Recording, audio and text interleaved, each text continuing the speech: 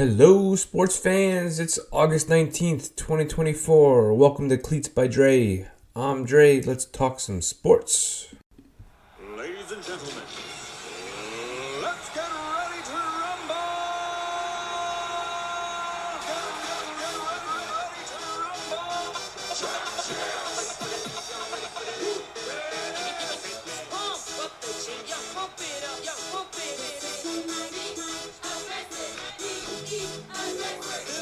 Y'all ready for this?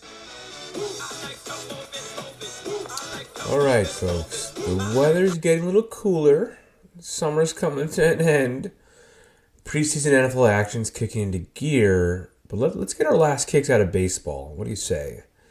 So today we're going to talk about some recent news that came out about Major League Baseball proposing new rule changes around pitching. Most notably requiring starters to go 6 innings. Wow, requiring that. What I'll do is I'll catch you up on the proposed rule change. Remind you, I'm always so interested in what MLB is doing, what their league office is doing. Take a short touch on what's going on with pitching in today's game, and then come to my conclusion as to what they should do. But first, what's happened since our last week's pod? Quick, first, just a note in general on pod schedule. I try to do 2 a week. Last week, I did the last one. I missed the second one this week. For one, I was at Fanatics Fest, and I'll talk about that in a second. It was also my son's birthday party, so we spent a little extra time making some Minecraft gear, things like that.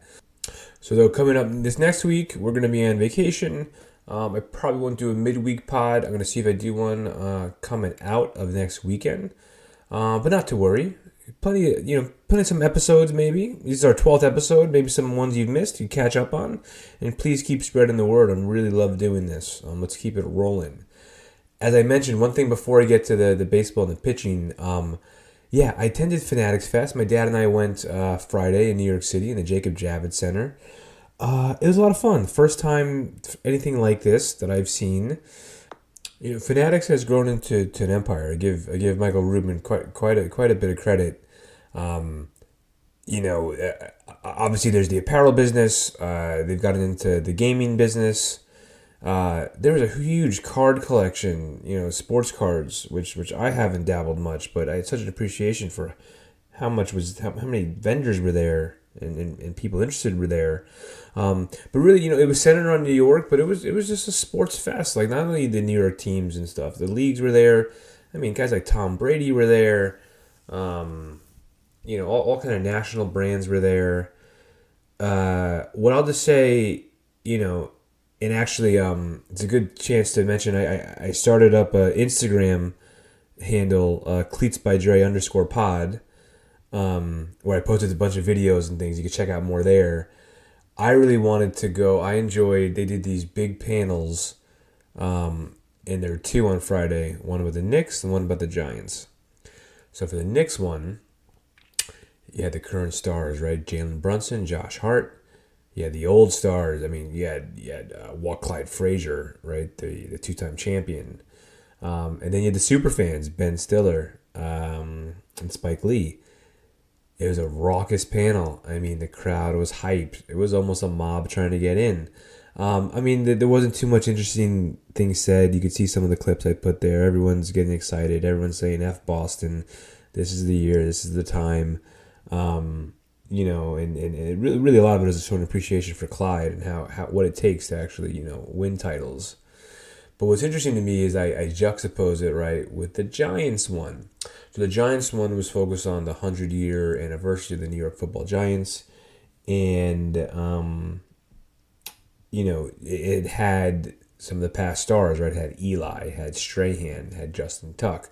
Plexico Burress was good to see. Otis Anderson from the 86 and 90 Super Bowl teams. And, it was about history with none of the current players. And I get it, they're at training camp. But just the crowd size. I mean, we're talking double for the Knicks. Maybe the Knicks are just a bigger draw than the Giants. I don't know. But the excitement from the Knicks, people feeling, hey, are we close to something? Are we close to a championship? The Giants, guys are like, oh, God, let's go in there. And, it was good to be, again, like I talked about in my Hard Knocks episode, reminded of the past, right? The history that this team has. And Just good to see those guys, but it's interesting. That was like half as many people. It was fun. If you're into sports, look for it when it comes back next year. I'm sure it will. Check out my Instagram handle.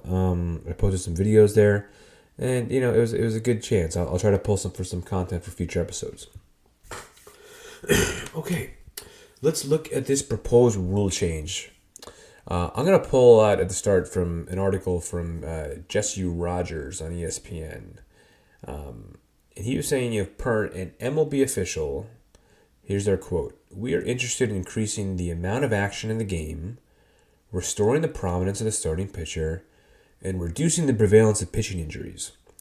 That last one's interesting because, when you start requiring pitchers to do anything, you don't think of that, but that's an interesting point. The different things the league has discussed is the limit to the size of pitching staffs. That's weird. I don't understand that one. The double hook DH. So this is when you lose the DH when you pull your starter. That's the one that could kind of incentivize getting starters to go longer. And the third one is just actually, this is one we'll go into more detail, requiring starting pitchers to go at least 6 innings every time they take the mound. Per the article, in 2014, starting pitchers averaged just under 6 innings per start, 5.97, according to ESPN Stats and Information. This season, that figure stands at 5.25 innings per start, and it's down to 4.3 in AAA. Guys just aren't going long anymore. Some caveats would exist to this, right? If a pitcher throws 100 pitches before the 6 innings, he could come out.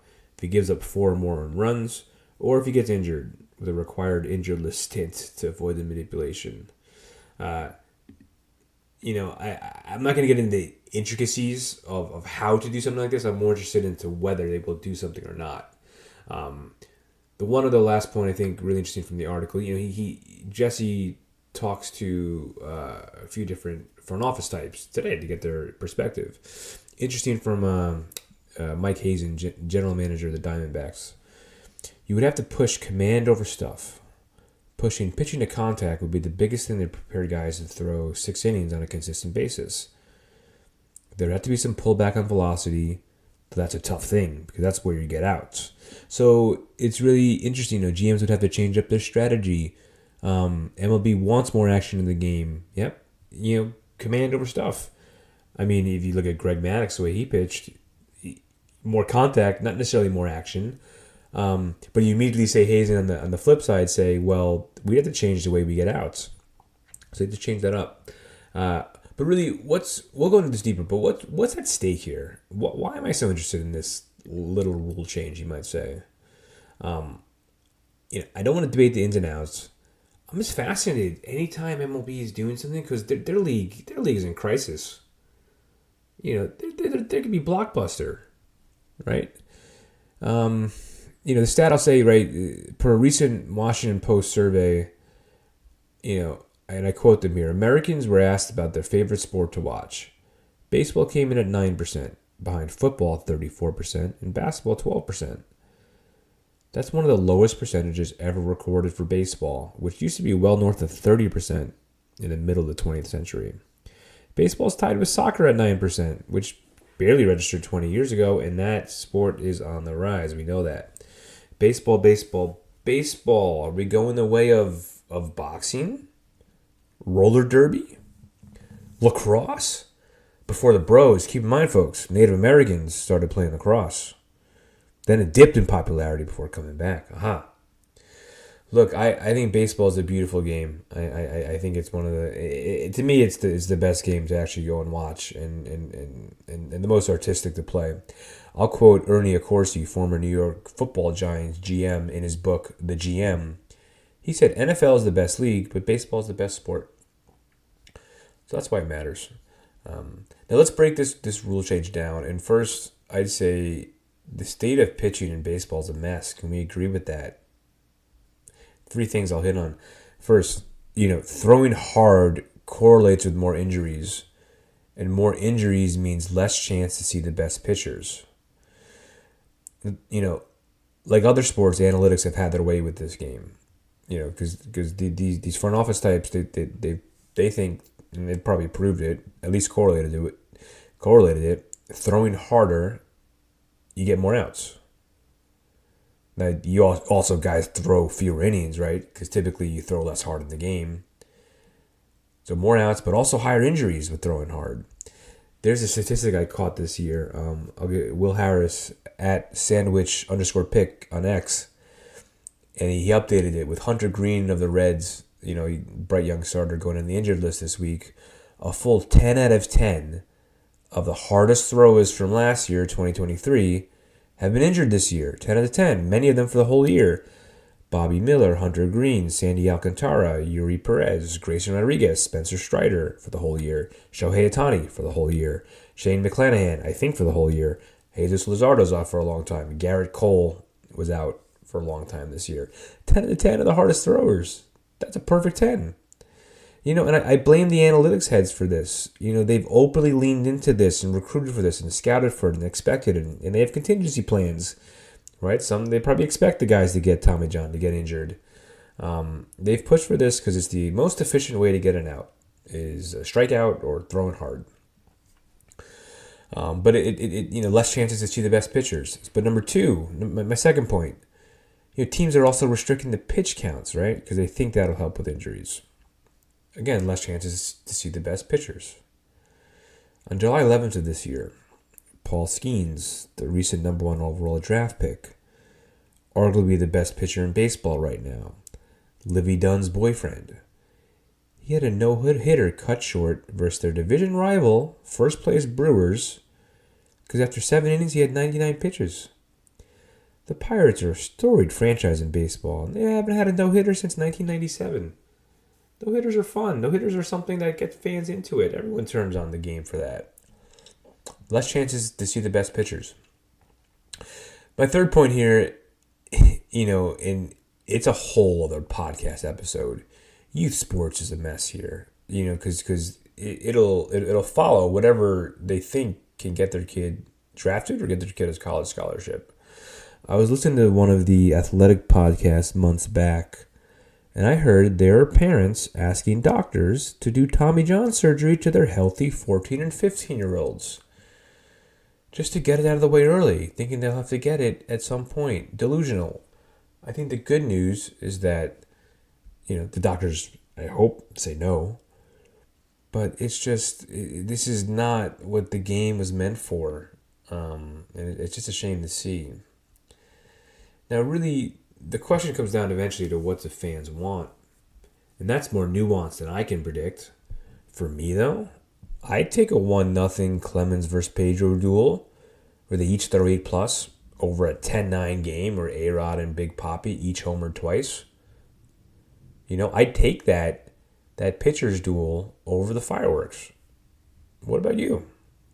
For me, there's something about the horse starting pitcher that mesmerizes. It taps into the artistry of the game, the endurance, the stamina. It's kind of why many fans, have a fascination for tennis or the individual Olympic events like swimming or track or marathon. But now you add in the mano-a-mano part, the duel, like the great basketball matchups, Bird versus Magic, LeBron versus Durant or Curry, JJ Redick versus Adam Morrison. I kid, we never got that. Too much of a shame. But how about QBs in the NFL, right? Manning versus Brady, Mahomes versus Burrow or Allen. Seemingly one man versus another, who will break first? I miss that in today's baseball game. Does that even happen anymore? We got bullpenning. We got guys in there for 4 innings to the start and then one inning, come on. To throw a stat on this, right, we can use the famous sabermetrician, the father or godfather of it all, Bill James. He used a stat called game score he created in 1988. Very simple stat. It just rated every start by a pitcher. You start with a 50, and you add or subtract points based on whether an out was recorded, a strikeout, a hit, a run allowed. He had a whole formula. He actually said himself, there's a useless stat, and I'll admit that, for predicting anything. It's just fun to track and track across time, right? Because sports are fun. Let's remind ourselves of that. Excuse me. The game score of 100 has been viewed as an exceptional and rare outing. Think of it as a tier beyond perfect games, like a more inclusive tier, that has perfect games in it and has some other good ones too. Nolan Ryan leads all pitchers with 31 of these games. There are no active players in the top 15 of all time. Clayton Kershaw comes in at 16th with 9. Justin Verlander at 19th with 8. Chris Sale's in the top 50 with 6. They're the only 3 pitchers in the top 65. Where did the stud pitchers go? Where are they? So what should MLB do here? Again, I'm not here to debate the ins and outs of this rule. But I'll say I'm in favor of them doing something to improve the game. The reality is you have to protect your product. Ratings are dipping.